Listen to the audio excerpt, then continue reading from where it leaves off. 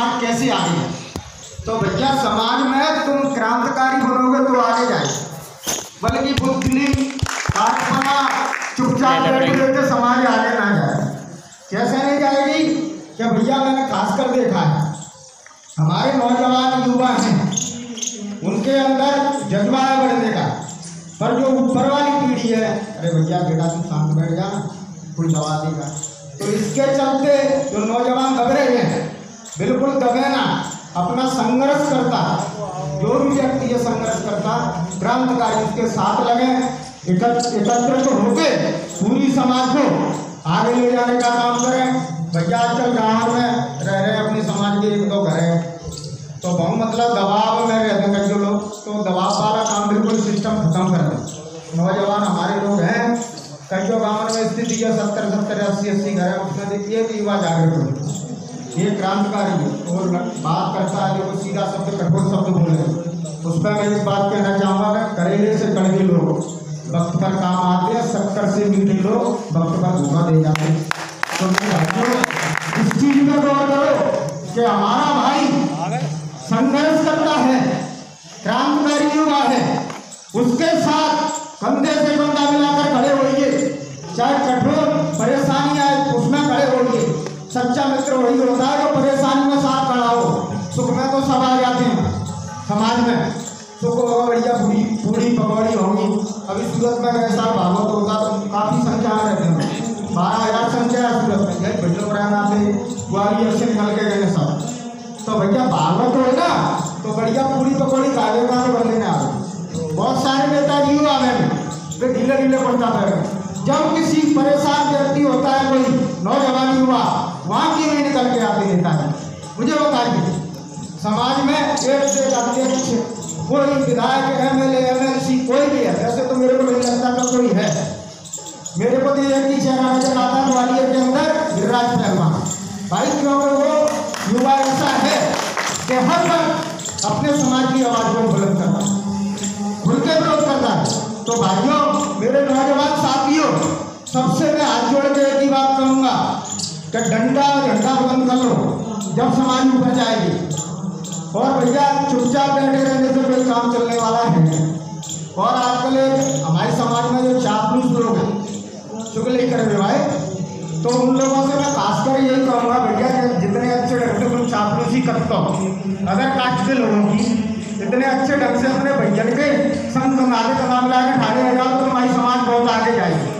कोई नहीं रोक सकता तुमको, लठ में तुम मजबूत, पैसा में तुम मजबूत, हर चीज में तुम दबंग हो। पर मतलब ये चीज क्यों कहते हो हम दलित पिछड़े हैं? कहाँ पिछड़े हैं हम बताओ? हमारी कुलदेवी अहिल्याबाई होलकर इसका PM भी जयकारा देते हैं, बोलो कौन नहीं देता बताओ? महाराज मल्हारराव होलकर जी, गर्व होता है हमें, तलवारों से इतिहास भरा हुआ पड़ा तुमसे। आज हम किस चीज पर गौर कर रहे हैं बताओ? किस चीज पर कर रहे हैं? क्या पीछे? किस चीज में पीछे? हमारी सोच पीछे है। बस एक साथ खड़े होकर मिलके, और जहाँ कहीं हमारे भाई के साथ गलत हो रहा है, शोषण हो रहा है, उसको हिम्मत दीजिए कि हम खड़े हैं तुम्हारे साथ। अभी ये चंद्रगुप्त मौर्य अशोक जी का विवाद चला, सब सारी दुनिया जानती है चंद्रगुप्त अशोक सम्राट बघेल है। फिर गलत को सही को गलत कैसे कर रहे हैं बताओ?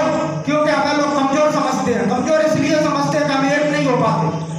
एकता दिखाइए, एकता ही हमारी पहचान है, निडरता ही हमारी मेहनत। एक होइए, एक हो गए तो तुमसे हर चीज तुम्हारी है। एक नहीं होगे, बटे रहोगे तो बटे रहोगे, जुड़े रहोगे तो बड़े रहोगे।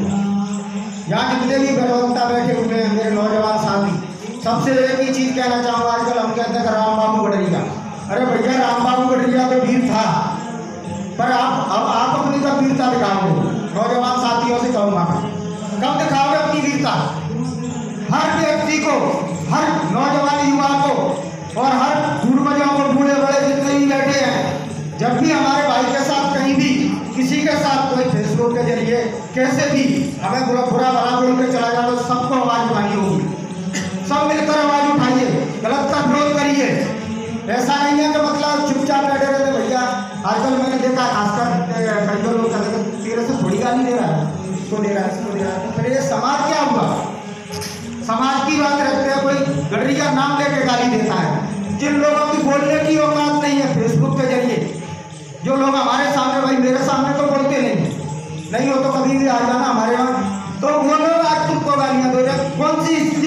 चुका है हमारा समाज। क्या हो गया तुम लोगों को? जगिए, उठिए, शक्तिशाली बनिए, क्योंकि बलि हमेशा कमजोर की दी जाती है, शेर की नहीं। भाइयों, एक इस चीज में मैं एक चीज कहूँगा, कौन कहता है कि आसमान में सुराग नहीं होते? तबीयत से पत्थर उछाल कर तो देखो यारो, सब मिलकर पुकारेंगे तो लौट आएगा माझी। एक बार अगर गिरिराज पहलवान की आवाज में आवाज मिलाकर तो देखो यारो।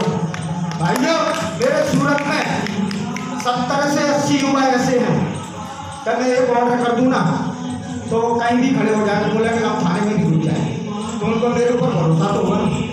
ऐसे ही भाई हर युवा को निकलना होगा, हर नौजवान को निकलना होगा। आजकल कहते हैं कि हम पीछे हैं, कहाँ पीछे बताओ?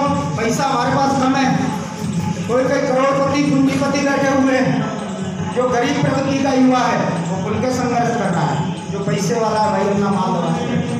क्यों बैठे हो भाई? क्या है, जब हमें पूरी समाज को टारगेट करके एक व्यक्ति बोल के चला जाता तो सबको आवाज उठानी।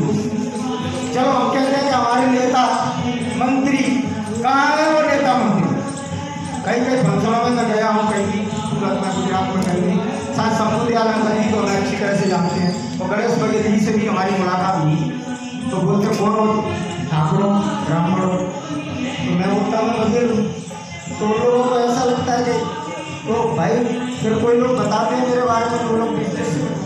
तो भाई हमारे अंदर ऐसी क्या कमी है? कौन ठाकुर, कौन ब्राह्मण, कौन पंडित? भाई हमें अपने युवाओं का साथ लेना है, हमें अपनी समाज का साथ लेना है। कौन क्या कर रहा है वो नहीं देखना है, हमें अपनी समाज को देखना है। आजकल बोलते हैं कांग्रेस पार्टी टिकट दे रही, रोने से माँ बच्चा रोएगा तब तक माँ दूध नहीं पिलाएगी। हक हमको छीनना पड़ता है, मांगने से कोई हक नहीं देता मेरे दोस्तों, इस चीज पर गौर करो। हक को छीनना पड़ता है। आज तो बताओ हमारी समाज का एक भी विधायक है क्या? मैं तो परिस्थितियों में गुजरा हूँ भाई, और वो चीज मैं नहीं बताना चाहता, पर दबो मत किसी से। डरोगे, कमजोर बनोगे, गुलामी एक ऐसा मंजर है, एक कमजोरी